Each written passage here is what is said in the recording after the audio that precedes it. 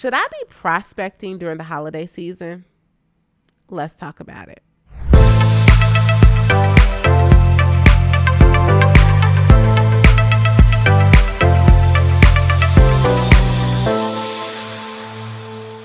Hey everybody, it's Rosemary Lewis, your real estate bestie, and today we are going to talk about, is it totally cringy to prospect during the holiday season, or should I just chill?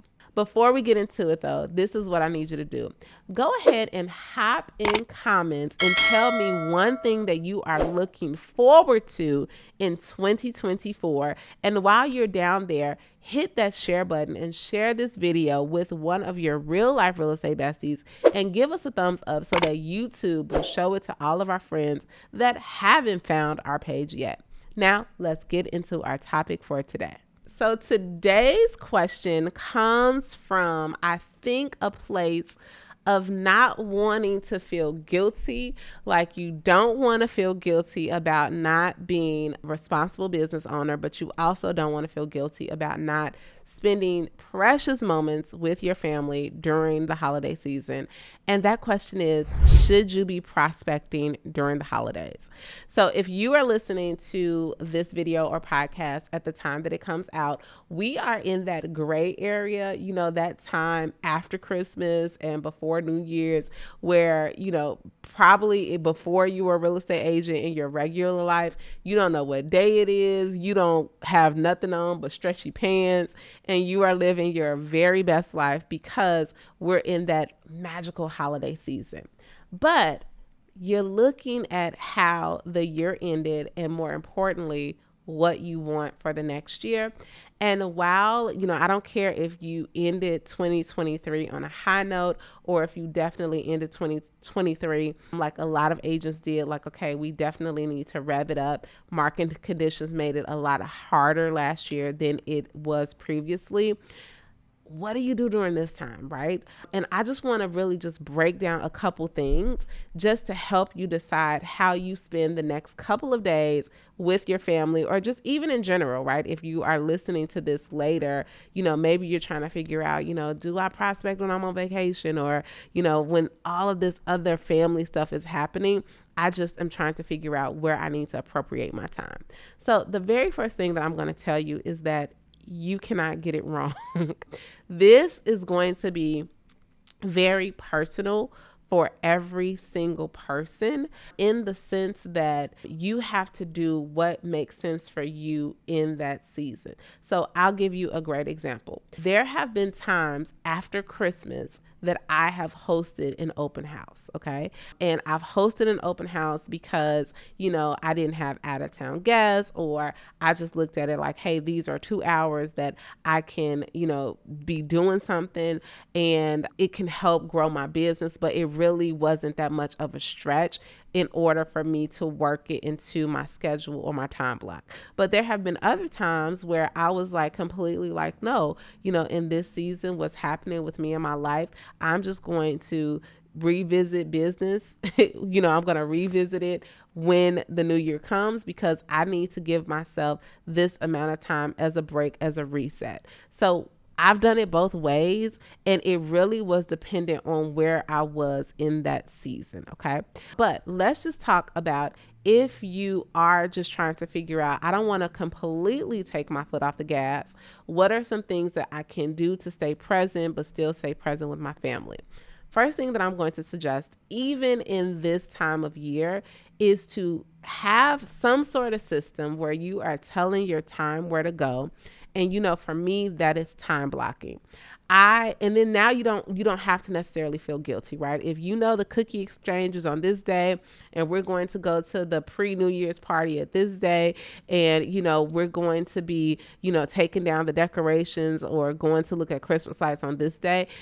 When you are putting these things in blocks of time, then maybe you can find an hour a day you're going to use this time to maybe not call expires, but you're going to reach out to your past clients and tell them Merry Christmas, or spend some time responding and engaging to them on social or something like that. So it is definitely always a great idea to be in the habit of blocking your time.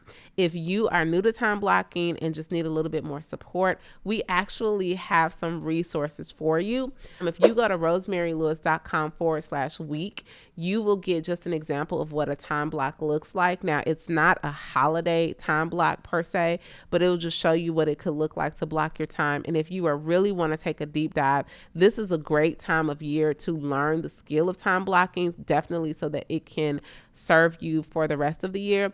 And we actually have a course that you can download, and it can be like literally in your inbox, a little belated Christmas gift to yourself. Go to rosemarylewis.com/time and you can get that one. Okay. So here's something else that I want you to think about. And we've talked about this before. Sometimes prospecting, this is the beautiful part of us having our real estate business. I love this time of year because there tends to be a lot going on. And we know that every real estate transaction starts with a conversation. So maybe you're saying to yourself, like, you know what? No, I don't want to do some of my more traditional things. I really want to give myself the space and capacity to just enjoy the holidays. Do that. But how about you actually attend one or two events that might put you in a position where you're going to meet some new people, where you can now add them as a Facebook friend, or you can exchange information. You can find out where they work. You can, schedule a coffee date in the future. So you are having these initial conversations, but what it's truly doing is that it is building your database so that you now have new people, new Mets that you can touch and be connected to after the holiday season is up. Okay. But then let's talk about the reverse, right? Let's just say you are saying to yourself, I went hard this year, or I just need a reset. I need time for me. I'm going to tell you to take that time for you. But here is a ninja tip. What can you automate? Okay. Can you automate some social media marketing before you kind of step back? Can you automate some emails to go out to your clients, to your sphere of influence, so that people think that, hey, oh my gosh, Rosemary sent me an email on Christmas morning or on New Year's. She sent me a little video to say Happy New Year's, but actually you did that in your downtime and you automated those things so that you can stay connected to your people. There are definitely tons of ways that you can decide how you want to appropriate your time. But remember, it really comes down to what do you need in the moment and what's going to make most sense to you in this season. And this is the last thing I'm going to say. Let's just say you legitimately don't have a lot going on and you have capacity to do an open house, or you have capacity to do property tours or to make phone calls. Just understand that everybody doesn't think about it like you do. And this is what I'm saying. I've seen a lot of times agents will not do something because they automatically assume nobody will come to the open house. Nobody will pick up the phone. Nobody will watch my video tour if I post it on social. And the reality is that we just don't know, right? So if you do have capacity and you can block off a couple of hours and, you want to do your real estate activities. Now, understand that there might be some people that a little perturbed. I wouldn't call nobody on Christmas night or New Year's at 11. But if you want to still operate your business, don't stop because everybody, all of the humans on this earth, they do not all think the same way. So you very well might get yourself a really engaged, excited person who is ready to make a move at that time. I can tell you that, a lot of times we work in Dallas. There are a lot of companies that do transfers. A lot of those transfers happen after, the new year, like the first quarter. And, there have been a lot of times that people have come into Dallas and that's when they want to see homes, right? And that can present another issue. How are you going to be able to block your time so that if you do have someone coming in, realistically setting the expectation for them of what your availability is so that you can actually serve the client? Do you need to provide leverage? Do you need to hire a showing agent to assist you so that you can meet their needs, but also not sacrifice your family time or the things that are important to you? So best wishes to you. It has been my absolute pleasure to spend all of 2023 with you, just showing up on the podcast, showing up on YouTube, and just growing with you. I'm so excited for what we have in store for our real estate bestie community. And here is to an amazing 2024. However, you decide to spend these last days, kudos to you. I'm so proud of you, and I can't wait to see you on the other side. Bye, bestie.